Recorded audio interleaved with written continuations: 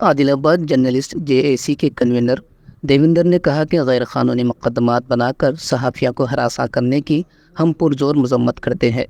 मुकदमात के ज़रिए सहाफ़ियों को हरासा करना और धमकाना खौफ और इंतकाम की फ़िज़ा पैदा करता है। हाल ही में आदिलाबाद ज़िले के एक टीवी चैनल के स्टाफ रिपोर्टर को मुकदमात के नाम पर हरासानी की मजम्मत में आदिलाबाद जर्नलिस्ट जेएसी की जानिब से कई करारदादें मंजूर की गई। सहाफ़ियों ने वाज़ेह किया कि आइंदा ऐसे वाक़यात को बर्दाश्त नहीं किया जाएगा। गैर क़ानूनी मुकदमात के पीछे कार फरमा हुक्मरान जमात के कायदीन को इस मामले का नोटिस लेना चाहिए। उन्होंने कहा कि कांग्रेस पार्टी के प्रोग्रामों में सहाफ़ी उस वक्त तक सियाह बैचेस लगाकर शिरकत करेंगे जब तक मुकदमात दर्ज करने के ज़िम्मेदार कायदीन सहाफ़ियों से माफ़ी नहीं मांगते। उन्होंने खबरदार किया कि अगर सहाफ़त की आज़ादी को पामाल किया गया तो इसके संगीन नताइज बरामद होंगे। ఎన్నికలు జరిగిన సందర్భంలో ఎక్కడైనా సరే జర్నలిస్టులు ఆ ఎన్నికల్లో ఓటమి గెలుపు సంబంధించిన వార్తలు రాస్తుంటారు. ఇది ఇప్పటిది కాదు, ఆనవాయితీగా వస్తుంది. అయితే మొన్నటి ఎన్నికల పైన ఇక్కడి స్టాఫ్ రిపోర్టర్లు ఓటమిని బేరీజ్ చేస్తూ, అంటే ఓటమి గల కారణాలను బేరీజ్ చేస్తూ కొన్ని వార్తలు రాశారు. ఆ వార్తలను ఓ పార్టీ నేతలు మనసులో పెట్టుకొని ఆయన ఆ రాసిన విలేకరి పైన కక్ష సాధింపు చర్యలకు పాల్పడుతున్నారు. దీన్ని ముక్తకంఠంతో అందరం ఖండిస్తున్నాం. ఆయన పైన ఓ ఎస్సీ నేతతోని అట్రాసిటీ కేసు పెట్టడం కోసం విపరీతమైన ప్రయత్నాలు చేశారు. ఒకరోజు పూర్తిగా ఆయన్ను స్టేషన్లో కూర్చుండబెట్టి నానా రకాలుగా ప్రశ్నలు వేస్తూ సతాయిస్తారు.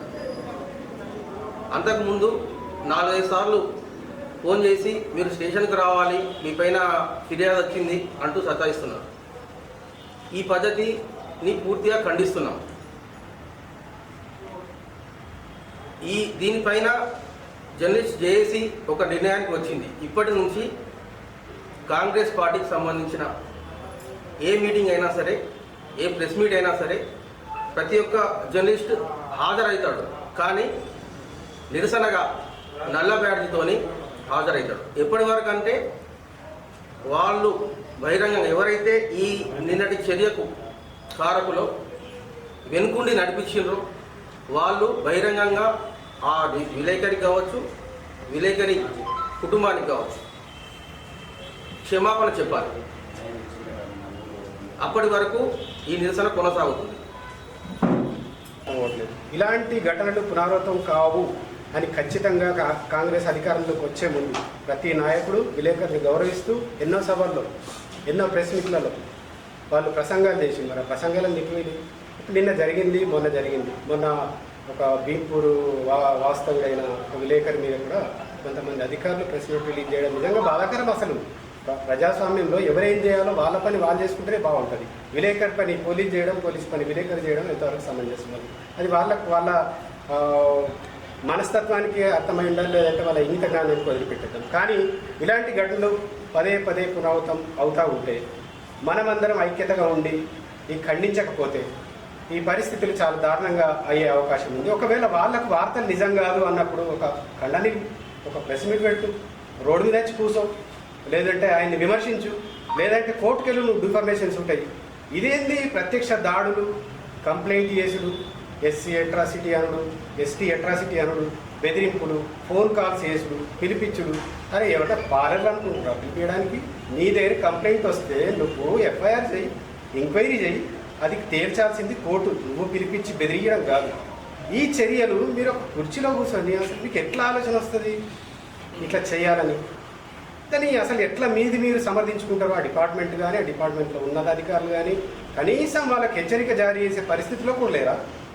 అంటే అధికార పార్టీ ఉండాలి, అధికార పార్టీలో నాయకుడు ఉండాలి, వాళ్ళు చెప్తే మేము చేస్తామనే మనస్తత్వాలు ఇది మేము సమర్థించేది కాదు. దీనైతే ఖచ్చితంగా ఖండిస్తున్నాం. ఇక ముందు మాత్రం ఇలాంటి ఘటనలు నిజంగా పునరావృతం అయితే మేమందరం ఐక్యంగా ఎక్కడి వరకు వెళ్ళాలనో అక్కడి వరకు వెళ్తాం. వార్త రాసిన ఆయన మీద డిఫర్మేషన్స్ ఉంటాయి, ఆయన బయట చేసుకుంటారు లీగల్గా. అరే పోలీసు వాళ్ళు పిలిపించి నీ ప్రొసీజర్ ఏముంది, ఆ ప్రొసీజర్ ప్రకారం వెళ్ళి ఒక కంప్లైంట్ వచ్చింది, ఆ సెక్షన్స్ ఏంటి, ఎవరు విచారణ చేయాలి, ఏ స్థాయి అధికారి దానికి రెస్పాండ్ కావాలి, ఎవరు విలువాలనేది కూడా లేదా? ఇప్పుడు నిన్న మొన్న లాడ్జ్ అయిన ఏదైతే ఇచ్చోడు లాడ్జ్ అయిన కంప్లైంట్ ఉందో కనీసం ఆ కంప్లైంట్ కాపీని చూసి ఏ సెక్షన్స్ ఎఫెక్ట్ అయితే ఆ సెక్షన్స్ ఎఫెక్ట్